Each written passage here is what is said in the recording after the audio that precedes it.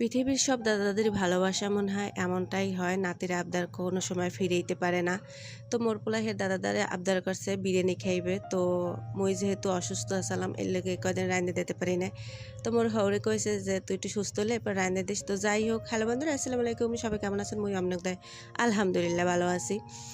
তো এরপরে বিরিয়ানির লাগিয়া মোর হাওরে প্রথম ১ কেজি গরুর গোস্ত আর ১ কেজি পোলার চাল আনছে। এরপর মোর হাওরে কইতেছে যে ১ কেজিতে কি হইবে, তোর বাপের বাড়ি একটু দিবি মানে। এর আমার হাওরি পাওয়া আসলেই সত্যিই ভাগ্যের ব্যাপার যে মোর বাপের বাড়ির লইগ্যাও চিন্তা করে যে মাইয়া এই যে রান্না বাড়বে খাইবে, তো বাপের বাড়ি একটু দেবে আনে, হয়তোবা মাইয়ের মনটাও অনেক ভালো হবে না। তো মোর হাওরি আলহামদুলিল্লাহ অনেক, অনেক কেয়ারিং মোর প্রতি, আর এর জন্যই হয়তোবা সংসারে টিকে আছি। যাই হোক, এরপরে মুই আস্তে, আস্তে সবকিছু রেডি করতেছিলাম।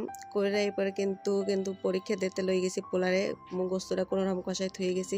খাই কিন্তু একটু দইও মুই খাইছি। হ্যাঁ, কি আপনারা দেখছেন? মুই কিন্তু একটু দইও খাইছি এর মধ্যে দিতে যাওয়ার মধ্যে।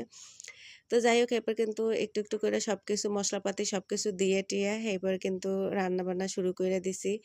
আর সুন্দর মতন এই গোস্তটা যদি কষানো হয় হেলে কিন্তু বেমালা খাইতেও কিন্তু অনেক মজা লাগে। টেস্টি সসটা দিলে মনে হয় মোর দ্বারা অনেক স্বাদ লাগে। তো মুই সবসময় এইসব রান্নায় একটু টেস্টি সস দেই।